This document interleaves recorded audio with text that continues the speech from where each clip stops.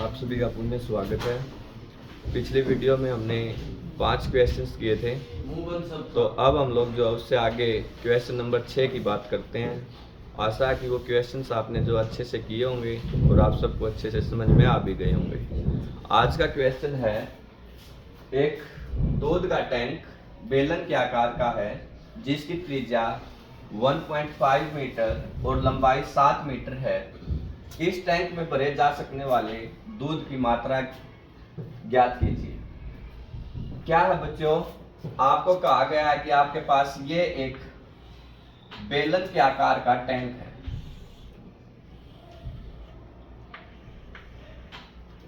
जिसकी जो त्रिज्या है, रेडियस है, वो 1.5 मीटर है और इसकी लंबाई, ये जो इसकी लंबाई है ये 7 मीटर है।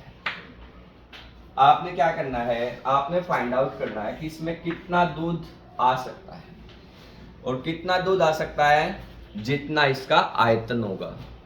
आपको बताया था भाई, किसी भी वेसल्स के अंदर या किसी भी बीकर के अंदर जितना भी उसका आयतन होता है वही जो है उसके अंदर लिक्विड आ सकता है। तो आपने क्या करना होगा, इस टैंक का आयतन ज्ञात करना है।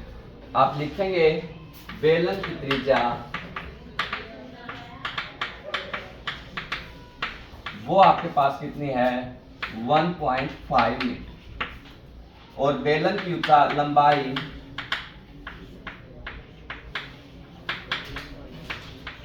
वो आपके पास कितनी है, 7 मीटर। रेडियस 1.5 मीटर और हाइट 7 मीटर है। तो हमें पता है बेलन का जो आयतन आपके पास होता है वो होता है पाई आर स्क्वायर एच। क्या होता है बच्चों, पाई आर स्क्वायर एच। तो पाई का मान 22/7, आर 1.5, उसकी पावर 2 और एच 7। तो यह आ जाएगा 22, इस 7 से तो 7 कैंसिल हो जाएगा, तो 22 इंटू 1.5 इंटू 1.5। अब 1.5 इंटू 1.5 करेंगे तो कितना आएगा, 225। 15 गुणा 15, 15 का स्क्वायर जो होता है वो क्या होता है, 225। तो 2 के बाद डेसिमल है तो 2 के बाद डेसिमल हम लोग लगा देंगे। इसके बाद अगर इसको 22 से गुणा करेंगे तो 22 5 110, 22 दूनी 44, 44 और 11 को अगर ऐड करेंगे 55, 22 दूनी 44 और 5 49। तो ये 2 के बाद डेसिमल था, तो यह आपके पास क्या आ जाएगा बच्चों, 49.50 मीटर क्यूब। अब इस क्वेश्चन को यहाँ पे दिया क्यों गया है, ये तो आसान सी बात थी। अगर उसको सिंपली आपसे आयतन निकलवाना होता तो ये तो बहुत सिंपल सी बात थी, फिर 8वीं क्लास में क्यों दिया जाता। इसमें जो इसने यूनिक बात लिखी है वो लिखी है कि दूध की मात्रा लीटर में ज्ञात करनी है, और आपके पास जो आयतन आया है वो आयतन आया है मीटर क्यूब में। तो जो बदलना है, जो चेंज करना है वो ये है, इस मीटर क्यूब को आपने लीटर में बदलना है। और हमने आपको बताया था कि जो 1 मीटर क्यूब होता है वो 1000 लीटर के बराबर होता है। 1 मीटर क्यूब में कितना दूध आ सकता है, अगर 1/1 का कोई एक टैंक बनाया जाए तो उसमें 1000 लीटर दूध आ सकता है। अब इसका आयतन कितना आया है, 49.5। तो इसका मतलब आप लिखेंगे टैंक में आ सकने वाले दूध,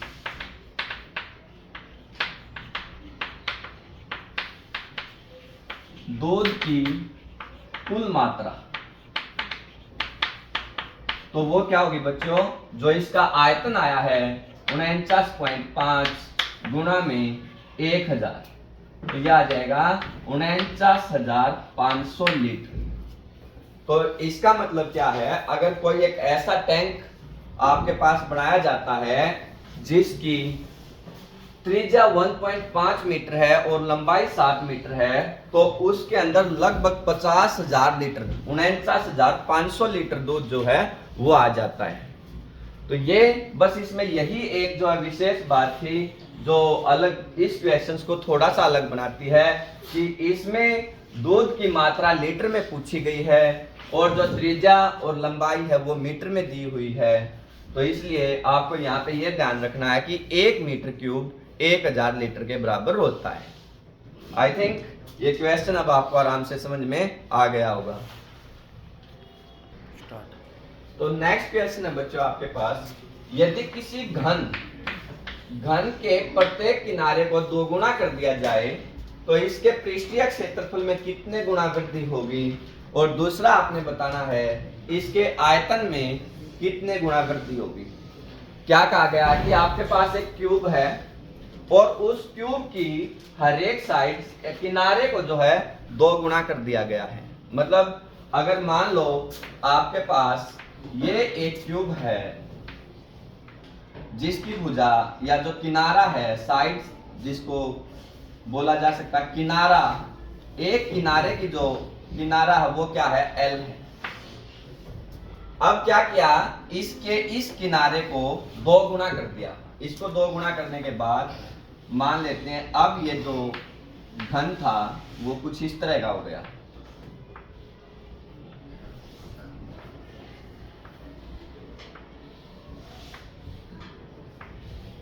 अब ये L था तो अब ये क्या है, 2 गुना करने के बाद 2L हो गया। तो अब आपने ये बताना है कि इसका और इसका पृष्ठीय क्षेत्रफल कितने गुना ज्यादा है। इसका पृष्ठीय क्षेत्रफल इससे कितने गुना ज्यादा है आपको ये बताना है पहले पार्ट में, और दूसरे पार्ट में बताना है कि इसका आयतन इससे कितने गुना बड़ा है।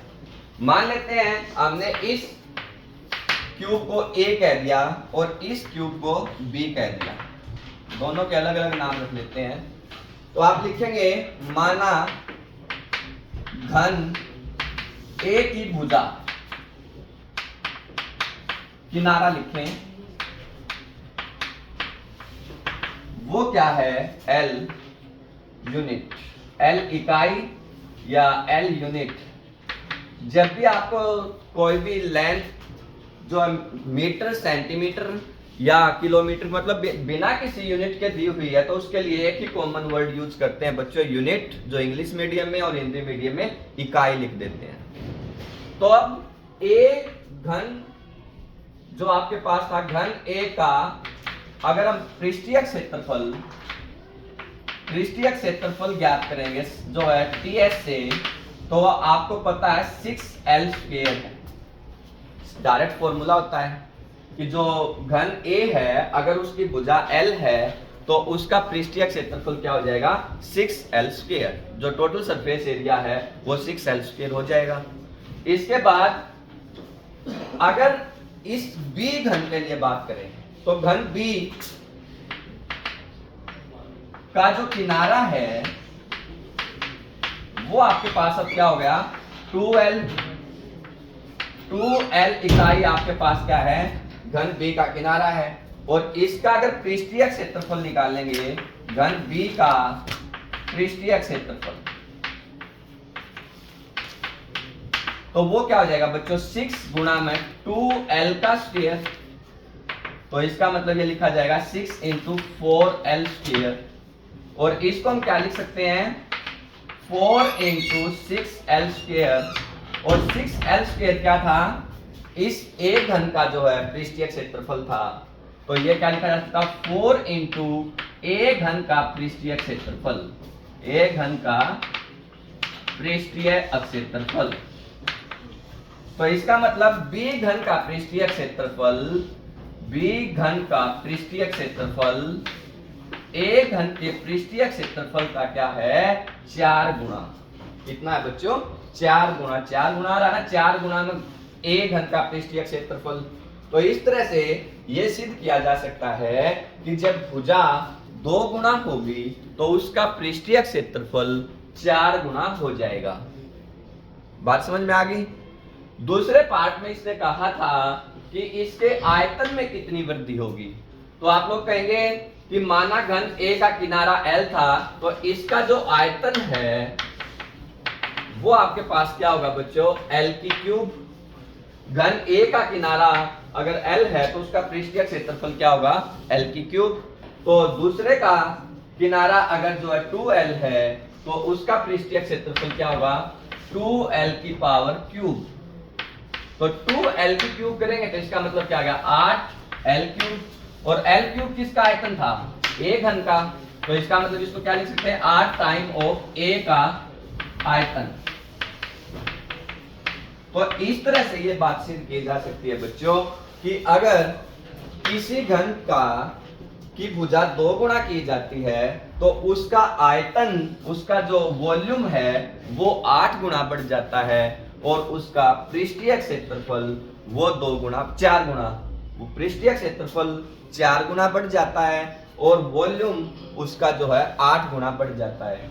सिंपल सा क्वेश्चन है, थोड़ा सा बस आपको समझना है कि क्या कहा गया है। अगर आप इस बात को समझते तो डायरेक्ट फॉर्मूला आपने लगाना है और एक्स्ट्रा इसमें कुछ ऐसा करना नहीं है, डायरेक्ट फॉर्मूले से इसकी वैल्यू जो है वो निकल के आ जाएगी।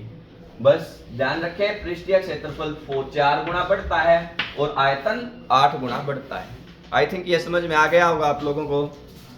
नेक्स्ट क्वेश्चन हम लोग जो है वो देखते हैं। तो क्वेश्चन क्या है बच्चों, एक कुंड के अंदर 60 लीटर प्रति मिनट की दर से पानी गिर रहा है। यदि इस कुंड का आयतन 108 मीटर क्यूब है तो ज्ञात कीजिए कि इस कुंड को भरने में कितने घंटे लगेंगे। ऐसे क्वेश्चंस बहुत इंपॉर्टेंट होते हैं बेटा, अक्सर जो है एग्जाम्स में पूछे जाते हैं। अक्सर 8वीं में भी पूछे जा सकते हैं, 10वीं में भी पूछे जा सकते हैं, किसी भी कंपटीशन के एग्जाम में ये आ सकते हैं। तो ये बहुत इंपॉर्टेंट जो है कॉन्सेप्ट है। तो बस इतना फर्क है कि यहाँ पे सीधा आयतन दिया हुआ है, बड़ी क्लासेस में ये आयतन खुद निकालना पड़ सकता है। तो क्वेश्चन क्या है कि आयतन आपको दिया हुआ है। अब ये मान लीजिए आपके पास एक कुंड है, इस कुंड में यहां से पानी गिर रहा है, ये पानी 60 लीटर प्रति मिनट की दर से इसके अंदर गिर रहा है और इसका आयतन जो है वो 108 मीटर क्यूब है। तो आपको बताना कि ये जो कुंड है इसको भरने में कितना समय लगेगा। क्वेश्चन समझ में आ गया। आप लोग कहेंगे भाई कुंड का आयतन,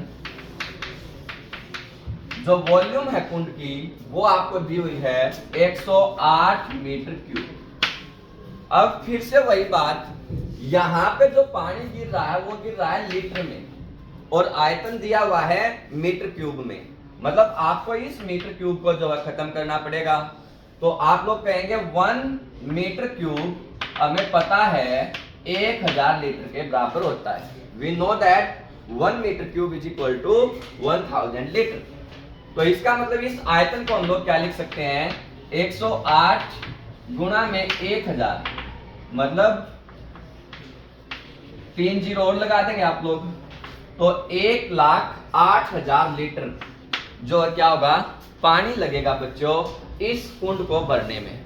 इस कुंड को भरने में कुल कितना पानी लगेगा, 1,08,000 लीटर। और पानी कितना गिर रहा है, 60 लीटर प्रति मिनट की दर से, मतलब 1 मिनट में 60 लीटर पानी गिर रहा है। तो जो भी पानी है, पानी की दर वो आपके पास है 60 लीटर प्रति मिनट। तो अब देखिए, अगर ये है मिनट्स में और आंसर उसने पूछा है घंटे में, तो इसका मतलब स्पष्ट है इस मिनट को आपने घंटे में कन्वर्ट करना पड़ेगा। और 1 मिनट में जो है 1 घंटे में कितनी मिनट होती हैं, 60। तो क्या करेंगे, 60 गुणा में 60, 60 इंटू 60, 3600 लीटर। तो इसका मतलब क्या हो गया, 1 घंटे में 3600 लीटर पानी जो है इस कुंड के अंदर आ रहा है। और इस कुंड को कुल कितना पानी चाहिए, 1,08,000 लीटर। तो आप लिखेंगे अब कुल समय जो कुंड को भरने में लगेगा, जो कुंड को भरने में लगेगा, वो आपके पास क्या होगा बच्चों, कुंड का जो आयतन है लीटर में, उसको जो पानी की दर है उससे डिवाइड कर दो। बस ये ध्यान रखना, ये प्रति घंटा वाली होनी चाहिए।